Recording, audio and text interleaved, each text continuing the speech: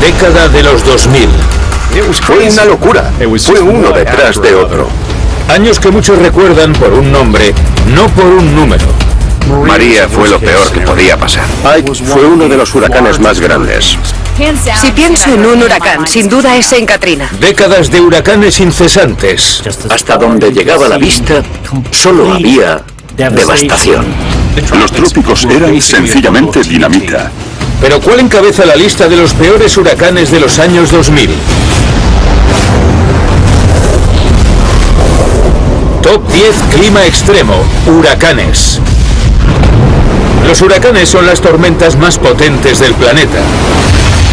Nacen en los trópicos y son una máquina de calor girando en el mar. La naturaleza no crea otro tipo de tormenta que presente tantas amenazas en un área tan amplia. Fuertes vientos, lluvias torrenciales y marejada ciclónica, los huracanes pueden abarcar cientos de kilómetros y desatar una fuerza mortífera que convierte en presa fácil todo lo que encuentran a su paso. Son gigantescos y tienen una enorme capacidad para producir una destrucción masiva a gran escala. Los huracanes ocurren en todo el mundo, pero giran en diferente dirección en el hemisferio norte que en el sur. Otra diferencia, sus nombres. El tipo de tormenta que llamamos huracán cerca de Estados Unidos se llama tifón en el otro lado del Pacífico, cerca de China, o ciclón cerca de India, igual que en Australia. Se llame como se llame, son tormentas que comparten características destructivas. Y en los 2000 tuvieron lugar algunas de las más grandes. No todos los años de la década de los 2000 tuvieron tantos ni tan graves, pero muchos sí lo fueron. Los 2000, ¿qué te voy a decir? Hubo temporadas históricas seguidas. En 2004 y 2005 nos quedamos sin nombres. Hubo que recurrir al alfabeto griego. También tuvimos huracanes que cambiaron el paisaje para siempre. Comenzamos la cuenta atrás con un sistema potente que anegó las Carolinas. En el número 10, Huracán Matthew 2016.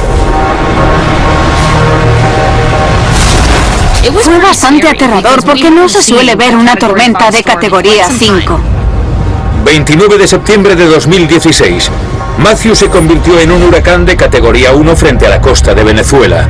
Luego estalló y se intensificó rápidamente con las cálidas aguas del Caribe. Cuanto más caliente esté el océano, más energía puede absorber. En un periodo de 24 horas casi duplicó la fuerza. Al avanzar Matthew al norte, el viento alcanzó 257 kilómetros hora, convirtiéndose en el primer huracán de categoría 5 en el Caribe en 9 años. Matthew estaba cerca de su máxima potencia cuando tocó tierra en Haití. Y, por desgracia, sufrieron las consecuencias de un potente huracán de categoría 4. La tormenta mató a más de 500 personas en Haití. Pero no había terminado. Continuó impasible hacia Estados Unidos. Parecía que Matthew podría ser el peor de los casos, con un huracán muy potente que arrasaría la costa desde Florida hasta el Atlántico Medio, así que nos preocupó mucho. Matthew recorrió la costa sureste durante 36 estresantes horas. Si la tormenta hubiera pasado por Florida como se preveía, habría sido devastador. Florida evitó el peor impacto. Sin embargo, fue distinto en las Carolinas. El 8 de octubre, Matthew tocó tierra en Carolina del Sur como huracán de categoría 1, derribando árboles y dejando sin electricidad a miles de personas. En Carolina del Norte, el huracán dejó 48 centímetros de lluvia en zonas interiores. El nivel de inundación que se produjo en Carolina del Norte fue catastrófico. Y lo más desolador de todo fue que muchas de las personas que se encontraban allí estaban huyendo del impacto en la costa. Parecía la Tercera Guerra Mundial.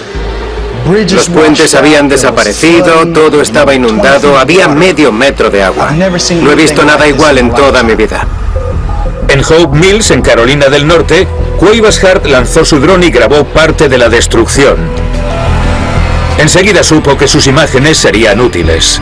Cuando llegué a un barrio completamente inundado, tomé un par de fotos y elegí las más impactantes para compartirlas en mis redes sociales. Enseguida tuvo respuesta. Un tipo de Texas me dijo, oye, mi hermano está atrapado en su casa en Hope Mills. Emergencias estaba colapsado y los equipos de rescate no llegaban. ¿Podía hacer algo yo para ayudarle? Su hermano era Chris Williams y estaba en la parte de arriba de su casa con su perro. Pero el agua seguía subiendo. Sentí que mi deber era ayudar, o al menos intentar rescatarlo, o avisar a los de rescate de que estaba atrapado en su casa. Hart usó su dron con la esperanza de encontrar ayuda. Enseguida encontró un bote de rescate. Volé el dron hasta el bote. Llamé la atención de los tipos del bote y les empecé a gritar desde fuera, ¡Hey, necesitamos ayuda aquí! Desde el bote respondieron y navegaron por la inundación hasta dar con la casa de Chris, donde lo encontraron colgando de la ventana del piso de arriba. Chris y su perro estaban al fin a salvo. Fue un regalo del cielo. Estaba contento de haber estado en el lugar y en el momento correcto y con el equipo adecuado para ayudar a salvar a alguien. Pero la historia no acabó bien para todos. En total, el huracán se llevó más de 600 vidas, convirtiéndolo en el más mortífero desde 2005. Pasamos a un huracán que azotó una ciudad de Texas muy familiarizada con este tipo de tormentas. En el número 9, huracán Ike 2018. El huracán Ike fue uno de esos clásicos huracanes de larga duración que primero se formó como una borrasca junto a África, azotó Cuba ya como categoría 4 y se metió en el Golfo de México dispuesto a golpear. El 12 de septiembre de 2008, Ike se aproximaba a la costa de Texas. Era enorme, casi tan grande como el propio Golfo de México. Ike fue uno de los huracanes más grandes que han llegado a las costas de Estados Unidos, con un ojo de 130 o 145 kilómetros de ancho. Con vientos de 180 kilómetros por hora, Ike tocó tierra un día después con categoría 2 en Galveston, una ciudad con historial de huracanes mortales. En 1900 tuvo lugar el huracán más devastador en cuanto a muertes. Más de 8.000 personas murieron y después levantaron la isla y construyeron un rompeolas para protegerla. El rompeolas tenía 16 kilómetros de largo y 5 metros de alto. Pero no bastó para detener a Ike.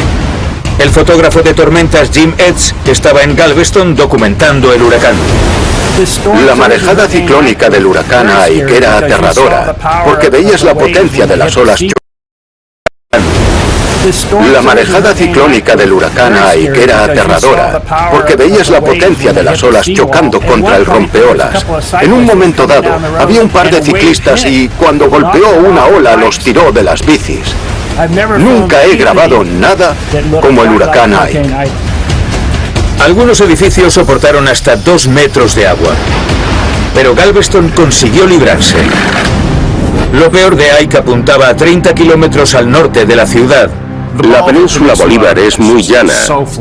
Es una isla barrera tan vulnerable que muchas estructuras no eran rival para el poder del Golfo. Entre 4 y 6 metros de olas de marejada golpearon esa porción estrecha y desprotegida, dejando al menos 15 muertos. Arrasó con todo.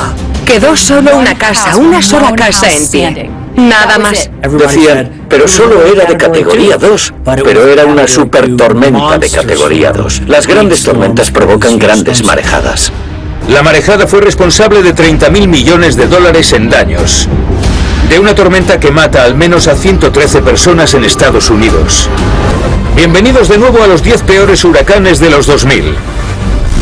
En el número 10, el huracán Matthew, una tormenta que empapó las Carolinas. En el número 9, el huracán de categoría 2 que arrasó partes de la costa de Texas. Ahora, en el 2004, uno de los 6 grandes huracanes de ese año. Huracán Jeanne, en el número 8. Jeanne fue el último huracán en tocar tierra en un periodo de 6 semanas en 2004, tras Charlie, Francis e Iván.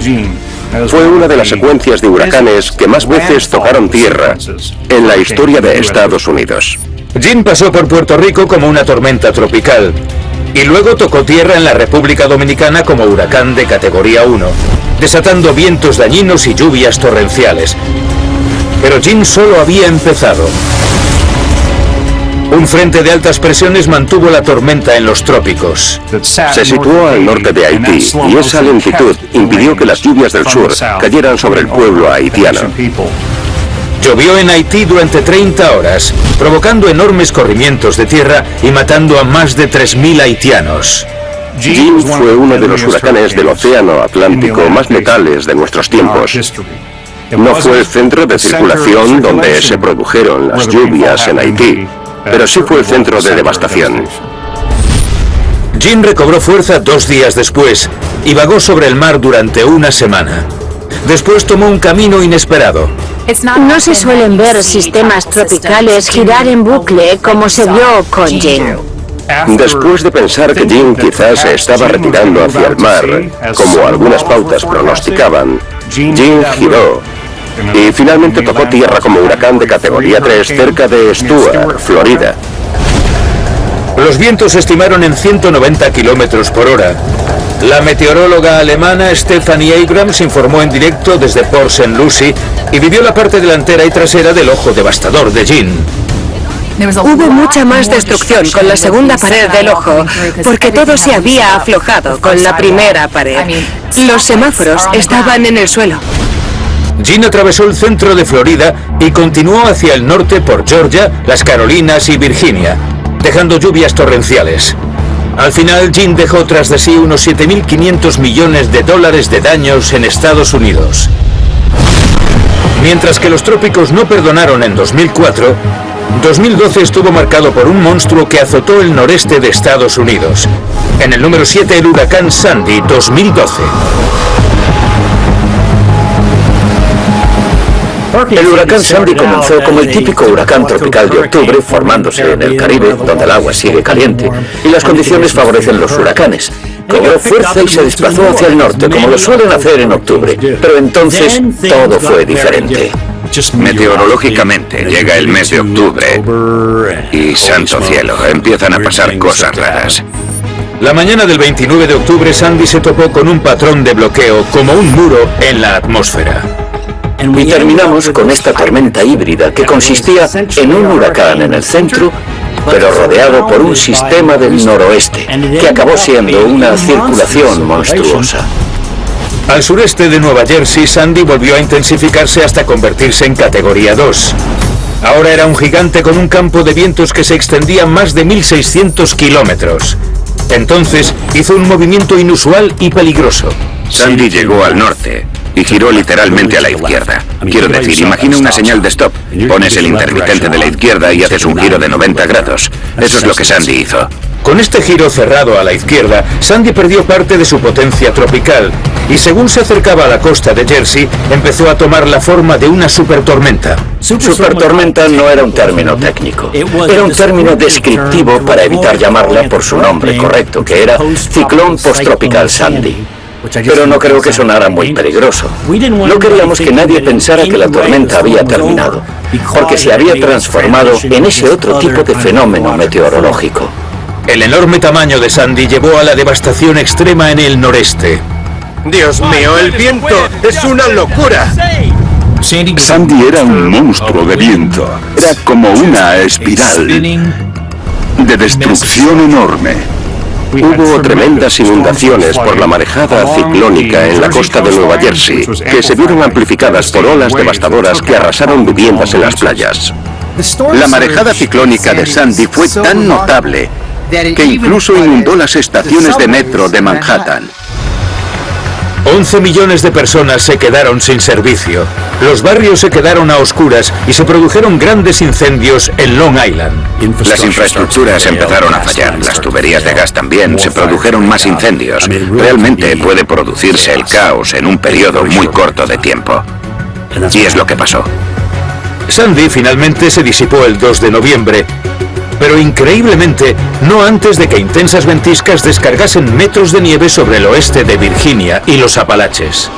No era entonces director del Centro Nacional de Huracanes y creo que soy el único director que ha informado al presidente de los Estados Unidos sobre un huracán, lo que incluía información sobre las condiciones de la ventisca. Solo en Estados Unidos esta supertormenta causó daños por valor de 65 millones de dólares y se cobró 72 vidas. Era una supertormenta de libro. Lo tenía todo, todos los elementos meteorológicos. Clima extremo, tropical, invernal. A continuación, en el top 10 de peores huracanes de los 2000... Se me acercó un vecino y me dijo, ¿has oído la sierra mecánica? El desastre de un huracán que precisa de intervención divina.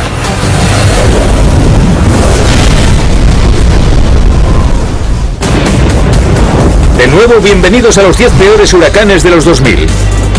En el número 10, Matthew, una pesadilla en Carolina del Norte. Número 9, Ike, el gigante que arrasó parte de la costa de Texas. Número 8, el huracán más mortífero de 2004, Jeanne. Y en el número 7, el híbrido que azotó la costa este en 2012, Sandy. Ahora pasamos a una tormenta 5 años después. Uno de los 6 grandes huracanes que se formaron durante una sola temporada y arrasó. En el número 6, huracán Irma, 2017.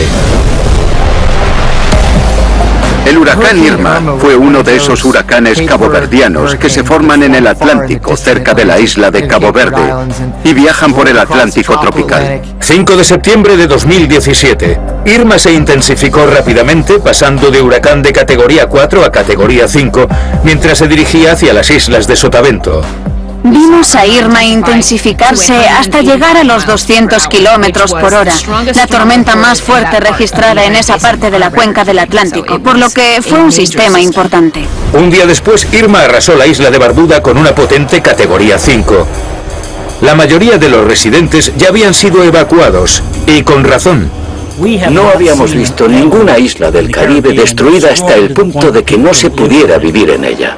Tras azotar Barbuda, Irma se intensificó en el estrecho de Florida y azotó la parte baja de los Cayos con vientos que superaron los 200 kilómetros por hora, convirtiéndose en el primer categoría 4 que golpeaba Florida en 13 años. En Florida se produjeron daños muy importantes por el viento e inundaciones por marejada con el huracán Irma. Irma dañó o destruyó alrededor del 90% de las casas y edificios de la parte baja de los Cayos, pero no estaba listo para dejar Florida todavía.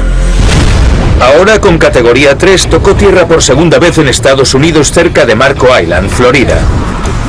A unos 32 kilómetros al norte, en Naples, Mike Bettes lidió en directo por televisión con ráfagas de viento de más de 160 kilómetros por hora. Esto es una pared del ojo. Estar en la pared del ojo del huracán Irma en Naples fue una de las cosas más agotadoras físicamente que he hecho nunca para el canal del tiempo. Irma dejó sin electricidad, inundó calles y derribó miles de árboles en todo el sur de Florida.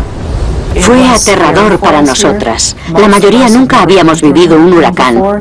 Y el viento de Irma no paró de soplar y soplar durante mucho tiempo. La hermana Margaret Ann es la directora del Instituto Arzobispo Coleman Carroll cerca de Miami. Ella y otras 7 hermanas decidieron refugiarse de Irma dentro de la escuela. Sabíamos que queríamos quedarnos para estar cerca después y ayudar a los demás en lo que pudiéramos. Tras varias horas aterradoras, la hermana Ann salió a la calle. Me sorprendió mucho que el viento pudiera causar tanto daño.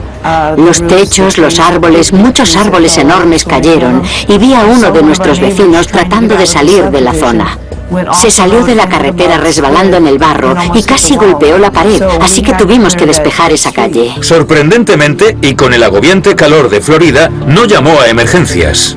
Volví a la escuela, cogí la motosierra e intenté despejar el camino para que entraran y salieran los vehículos. Una policía de Miami-Dade, fuera de servicio, Silvia Nadal, oyó hablar de la monja por un vecino. Se me acercó un vecino y me dijo, hay una monja con una motosierra cortando árboles ella sola, me sabe mal. Le dije, no te creo. Y me insistió, dijo, tenemos que ir a verla. La agente Nadal grabó un vídeo y lo compartió con su supervisor. La policía de Miami-Dade lo publicó en su página de Twitter y la monja de la motosierra se hizo viral. La razón de que yo le grabara el vídeo fue por puro agradecimiento. Quería que se la reconociera por lo que estaba haciendo. Realmente se percibía un sentimiento de comunidad y de unidad, apoyándonos unos a otros y viendo cómo podíamos ayudarnos entre todos. Estaban ocurriendo tantas tragedias en ese momento que creo que eso causó algo de alegría a todo el mundo. Nunca falla. Después de un desastre natural, ya sea una inundación, ya sea un tornado o un huracán, las comunidades siempre se unen. Nunca falla. Y no importa lo que tengas, lo que no tengas, a qué te dediques, todo el mundo sale, incluidas las monjas. Y los habitantes desde el Caribe hasta Florida no necesitaban héroes. En total, Irma dejó tras de sí 50.000 millones de dólares en daños y causó 47 muertes. Bienvenidos de nuevo a nuestra cuenta atrás de los 10 peores huracanes de los 2000. En el número 10, Matthew en 2016. En el número 9, Ike, la tormenta que asoló la costa de Texas en 2008. El puesto número 8 es para el más mortífero de 2004, Jeanne. Seguido del número 7, el superhuracán Sandy de 2012. Y en el número 6, Irma, tormenta que diezmó los Cayos de Florida en 2017. Esto nos lleva ahora a otro gran huracán que azotó el Caribe el mismo implacable año. En el número 5, huracán María. María se formó al este de las islas del Caribe y enseguida parecía que iba a ser una amenaza para Puerto Rico, y lo fue. Pero antes María había puesto sus ojos en la isla de Dominica. Con vientos de 265 kilómetros por hora al tocar tierra, fue la primera catástrofe de categoría 5 que se registró en la isla. La mayor parte de la región montañosa quedó destruida, 65 muertos. A continuación, María se desplazó hacia mar abierto. Tuvo lugar lo que se conoce como un reemplazo de la pared del ojo, donde empezó a formarse la pared exterior y superó a la interior. El viento se expandía y disminuía, igual que una patinadora artística abre los brazos y se ralentiza. La misma idea. María estaba a punto de alcanzar la categoría 5 mientras se dirigía a Puerto Rico, una isla golpeada por el huracán Irma solo 2 semanas antes. La tormenta se fue debilitando a medida que tocaba tierra en Puerto Rico, pero lo cierto es que al mismo tiempo fue aumentando de tamaño, de modo que creció lo suficiente como para afectar a toda la isla. María golpeó Puerto Rico el 20 de septiembre con vientos de hasta 240 kilómetros por hora. El meteorólogo Paul Goodlow estaba en San Juan. María está entrando por la mitad oriental de esta isla, por lo que el daño potencial es tremendo. Esa es la gran preocupación de este poderoso huracán de categoría 4. Es el techo, es el techo. Estaba preocupado y tenía miedo, para ser sincero. Nada es a prueba de huracanes. Volaban cosas del tejado, mirabas hacia arriba y veías una rejilla de aire acondicionado que se desprendía y tenías 3 segundos para apartarte. Observando el huracán María en el radar, se podía ver ese ojo acercándose a la costa este de Puerto Rico y luego el radar se apagó. Como meteorólogo pensé que era el peor de los casos, que todo se iba a ir al garete. La marejada ciclónica y las precipitaciones de casi 1 metro provocaron inundaciones masivas. Miles de habitantes quedaron atrapados y los corrimientos de tierra aislaron pueblos enteros. Hubo mucha gente que se quedó tirada porque las carreteras estaban bloqueadas y no había forma de llegar a algunas zonas rurales de la isla donde vivía gente. Pasaron casi 2 semanas antes de que algunas de estas personas pudieran salir. Gran parte de la infraestructura de Puerto Rico quedó destruida. La red eléctrica se paralizó, dejando a los 3,4 millones de habitantes sin electricidad. Cuando empezaron a llegar imágenes, me di cuenta de que mis peores temores se habían hecho realidad. Muchas personas iban a sufrir terriblemente. No hubo un solo lugar en Puerto Rico que no sufriera los daños de María. Literalmente destripó la isla. María se convirtió con diferencia en el huracán más destructivo que había azotado la isla, con unos daños estimados en 90.000 millones de dólares. El número de muertos por María ascendió a casi 3.000 en Puerto Rico. María realmente no podría haber resultado peor. Fue el peor escenario posible. María fue uno de los 6 grandes huracanes de la temporada 2017. Otro monstruo de este infame año ocupa el número 4, Huracán Harvey 2017. Recuerdo pensar que iba a ser una de las peores inundaciones de la historia de Estados Unidos y así fue. Harvey se convirtió en tormenta tropical al este de las Antillas Menores el 17 de agosto y luego se desintegró. No fue preocupante hasta que... En cuanto cruzó la península de Yucatán y se adentró en el suroeste del Golfo de México, el agua era bastante más cálida y el viento disminuyó. El sistema se reorganizó. Y no solo se volvió a formar como depresión tropical, sino que se intensificó rápidamente en el peor momento, justo cuando estaba llegando a tierra en Texas. Harvey tocó tierra en la costa central de Texas el 25 de agosto con vientos de 210 kilómetros por hora. El primer categoría 4 que golpeaba a Estados Unidos desde 2004. Esta tormenta no hizo distinción. Desplegó un enorme frente brutal y quien se encontrara en su camino se vería afectado. Fue increíble. El mayor problema de Harvey: no tenía ninguna prisa. Ese es el mayor temor con cualquier tipo de sistema tormentoso, que se pare. Uno de los principales factores meteorológicos en la historia de Harvey fue un gran frente de altas presiones sobre las montañas rocosas, que impidió que el patrón meteorológico permitiera a Harvey seguir avanzando hacia el interior. No podía ir a ningún otro sitio. Empezaron a caer cantidades de lluvia inauditas sobre Texas y Luisiana. Harvey hizo historia como el ciclón tropical más lluvioso jamás registrado. Esperábamos unos 70 centímetros de agua y resultó que Harvey obtuvo el récord con más de 1,5 metros a raíz de un ciclón tropical. Una cantidad increíble, imagino 1,5 metros de agua en solo 4 o 5 días. El epicentro de las inundaciones fue el sureste de Texas, incluyendo el área metropolitana de Houston. Las lluvias incesantes dejaron un tercio de la ciudad bajo el agua, obligando a 30.000 personas a abandonar sus hogares y refugiarse en albergues. Harvey se convirtió en el segundo huracán más caro de la historia de Estados Unidos. La zona de Houston, con sus millones de habitantes, está muy urbanizada y es muy propensa a las inundaciones. Y los pantanos, las carreteras y los embalses se vieron desbordados por la cantidad de lluvia que cayó tan rápidamente. Tan rápido que a miles de kilómetros de distancia en otro continente, Payne Matisic desconocía la brutal embestida de Harvey contra Houston y la universidad a la que iba, la Universidad de Rice. Cuando salimos de Houston, no teníamos ni idea de lo grande que iba a ser el huracán. Ni lo imaginábamos. El 26 de agosto, Matisic, defensa del equipo de fútbol americano de la Universidad de Rice, estaba en Australia jugando el partido inaugural contra Stanford. Poco después del partido recibieron una noticia impactante. Los entrenadores nos dijeron: chicos, no podemos volver a Houston, vamos a ir a Fort Worth, a la Universidad TCU, a pasar unos días, porque los aeropuertos están inundados. Y nos quedamos alucinados. ¿Cómo que inundados? Los aeropuertos no se inundan. Matisic y sus compañeros regresaron a Estados Unidos 2 días después y, como miles de otros habitantes de Houston, pasaron días en un hotel. Estamos nerviosos y hay entrenadores que quieren volver a casa. Sus esposas están en iglesias y refugios, así que queremos volver a casa. Solo queremos hacer lo correcto para Rice y la ciudad de Houston antes de regresar. A 10 días de su próximo partido y sin poder entrenar en el campus, decenas de escuelas rivales ofrecieron a los búhos sus instalaciones. Ha sido increíble el alcance, pero como he dicho, no sientes que estés atrapado cuando estás en Texas. El equipo regresó a casa el 1 de septiembre. 26 jugadores vieron arruinados sus vehículos por la inundación. Una docena perdieron sus casas. Payne Matisic fue uno de ellos. Piensas en que no tienes coche, no tienes casa, no tienes ropa, no sabes dónde vas a vivir.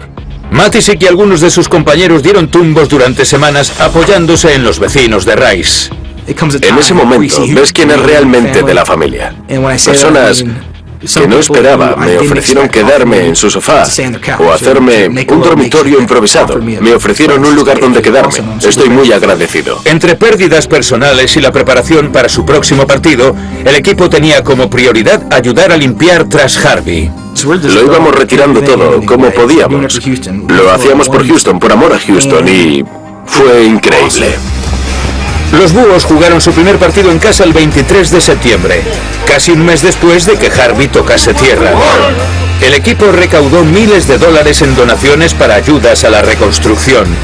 Terminaron su temporada con un decepcionante balance de 1-11, pero para Matisic salieron ganando en otros aspectos. Me identifico más con la gente, porque he estado en lo peor de lo peor y en lo más bajo. Pero lo conseguí, sobreviví y me hizo mejor persona. Nuestra cuenta atrás de los 10 peores huracanes de la década de los 2000 continúa. En el número 10, la tormenta que provocó inundaciones épicas en las Carolinas. En el número 9, Ike, en 2008. En el número 8, el huracán más mortífero de 2004. En el número 7, la tormenta que alcanzó la categoría de supertormenta. Y en 2017, 3 grandes huracanes conformaron la temporada más cara de la historia. Mientras que el huracán Harvey fue el segundo desastre natural más caro en Estados Unidos, nuestra próxima tormenta es la primera. En el número 3, huracán Katrina, 2005. Se produjo una enorme afluencia de agua, llevándose propiedades y personas. Parecía el set de una película, pensabas que no era real. En cuestión de minutos, eres parte del Golfo de México. Eso es lo que pasó. 2005 fue la temporada de huracanes atlánticos más activa que se recuerda, con 15 huracanes. 6 azotaron Estados Unidos, pero a finales de agosto, uno castigó la costa del Golfo como ningún otro. Katrina era de categoría 1 cuando se abría paso en el sur de Florida el 25 de agosto. Cuando llegó al Golfo de México fue cuando el Katrina realmente dejó su huella, intensificándose hasta convertirse en un gran huracán y luego en categoría 5, dominando el Golfo de México. Y sabíamos que iba a ser malo. Cuando Katrina tocó tierra en el sureste de Luisiana la mañana del 29 de agosto, la tormenta se había debilitado a categoría 3 con vientos de 200 kilómetros por hora, pero era un gigante con un área de vientos de 640 kilómetros de ancho. A pesar de que se debilitó, aún dejó un montón de marejada ciclónica. La marejada ciclónica, el agua salada empujada por los vientos del huracán, se produjo a ambos lados de la trayectoria del huracán. Iba recto de sur a norte y tocó tierra cerca de la frontera entre Luisiana y Mississippi. Gran parte de la costa de Mississippi fue arrasada por la colosal marejada ciclónica. El parámetro de las marejadas se estableció con Katrina debido a los kilómetros, las docenas y docenas de kilómetros en los que literalmente dejó más de 6 metros de agua tierra adentro y arruinó esta maravillosa costa. No veías más que escalones que no llevaban a ninguna casa. Desaparecieron. Otro horror se desató en Nueva Orleans. La ciudad estaba debajo del nivel del mar y protegida por una serie de bombas y diques anticuados. Un día después de que el Katrina tocara tierra, se produjo el desastre. Las aguas del Golfo fueron empujadas hacia el lago Pontchartrain, al norte de Nueva Orleans, y el agua se acumuló allí, y ahí es donde se originó la fuente de las inundaciones en Nueva Orleans. Era como un desatascador, empujando constantemente contra los diques, que finalmente cedieron en muchos lugares. Más de 50 brechas provocaron inundaciones generalizadas y catastróficas, que llegaron a afectar al 80% de la ciudad. Katrina fue una tormenta épica y se convirtió en un desastre épico. Gente atrapada en sus tejados durante días que necesitó ser rescatada en helicóptero. Son imágenes que nunca olvidarás. Katrina mató a más de 1.800 personas y, según la FEMA, fue el huracán más caro de la historia, dejando a su paso 125.000 millones de dólares en daños. 8 años después del Katrina, al otro lado del mundo, uno de los supertifones más terroríficos de la historia toma forma en el Pacífico. En el número 2, el supertifón Haiyan. Filipinas sufre muchos tifones, pero en 2013 el agua estaba excepcionalmente caliente y había unas bolsas de agua caliente. Y Haiyan pasó justo encima de ellas, así que recibió mucho combustible. El 2 de noviembre de 2013, el Centro Conjunto de Alerta de Tifones empezó a vigilar una zona de bajas presiones al este de Micronesia. Para el 7 de noviembre, Haiyan era un supertifón, con vientos sostenidos estimados en 314 kilómetros por hora, el equivalente a un huracán de categoría 5 en Estados Unidos. Cuando lo vimos en el satélite parecía, no hay nada más fuerte que eso, y se dirigió justo hacia el centro de Filipinas, lo cual era muy inusual. Una ciudad estaba a punto de ser arrasada. En el centro de Filipinas, la ciudad de Tacloban está situada en lo alto de una bahía, y si un tifón se acerca por el sur y empuja el agua de la bahía, la ciudad queda extremadamente expuesta. La bahía que se encuentra en la zona actúa como un embudo, por lo que pueden aumentar los vientos que llegan a través de ese embudo y aumentar el oleaje. A pesar de su peligrosa ubicación, algunos residentes de Tacloban no parecían preocupados por el supertifón que se aproximaba. La gente compraba comida en la lonja, iba de compras, paseaba por la ciudad, no se veía urgencia. No creo que supieran lo que se avecinaba. El 8 de noviembre, con vientos de 305 kilómetros por hora, Haiyan se convertía en una de las tormentas más fuertes que jamás tocara tierra. El supertifón empujó más de 5 metros de marejada hacia la ciudad de Tacloban. Toda la zona costera fue arrasada. Conté 17 cuerpos allí mismo, en 400 metros andando, alrededor de donde yo me encontraba. Puedes imaginar lo horrible que fue. La violenta tormenta mató a más de 6.000 personas en Filipinas. Muchos cadáveres nunca se recuperaron. En Estados Unidos no habíamos tenido una supertormenta tan fuerte golpeando directamente una ciudad. Este fue un ejemplo. Este fue un ejemplo de las secciones costeras, absoluta y completamente devastadas por la marejada ciclónica, donde no había nada que recuperar. La destrucción de Tacloban fue una brutal advertencia de que la marejada ciclónica es una fuerza imparable. Esto es lo que puede ocurrir en todas las ciudades estadounidenses que están a lo largo de la costa y que tienen zonas expuestas cerca del agua. A continuación, lo peor de lo peor en los 2000. No se sabe cuántas personas murieron exactamente.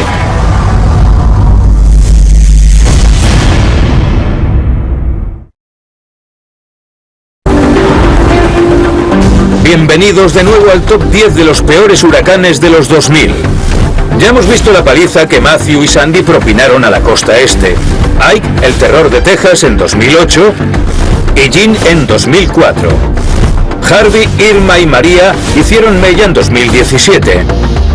Después el catastrófico Katrina. Y en 2013 el supertifón Haiyan. Ahora llegamos al número 1 de los peores huracanes de los 2000. Una bestia que se abrió paso por el Golfo de Bengala, matando a decenas de miles de personas. El ciclón Nargis en 2008. El Golfo de Bengala es la masa de agua situada al este de la India y siempre es lo suficientemente cálida como para alimentar algún tipo de sistema tropical. Allí los llaman tormenta ciclónica. Nargis se desarrolló en el Golfo de Bengala el 27 de abril de 2008, a unos 580 kilómetros de la costa sureste de la India. El 2 de mayo se intensifica rápidamente hasta alcanzar el equivalente a la categoría 4 en Estados Unidos. Al igual que la mayoría de los huracanes se desplazan de este a oeste, la mayoría de las tormentas del Golfo de Bengala lo hacen de este a oeste. Pero Nargis hizo un espectacular giro a la derecha y tocó tierra en Birmania con vientos de 217 kilómetros por hora. En este caso, fue ciertamente una sorpresa que entrara con tanta fuerza en esta localización tan sumamente vulnerable. Hubo algunas advertencias en televisión de que el ciclón se acercaba, pero esperaban vientos de entre 95 y 130 kilómetros por hora.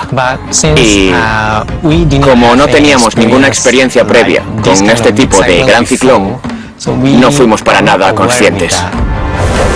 Ong se encontraba en Yangon, la ciudad más grande del país. Ong y su familia se refugiaron en su piso alto. Lo que noté es como si el sonido del viento fuese algo parecido a un gran monstruo que estuviese silbando a través del edificio.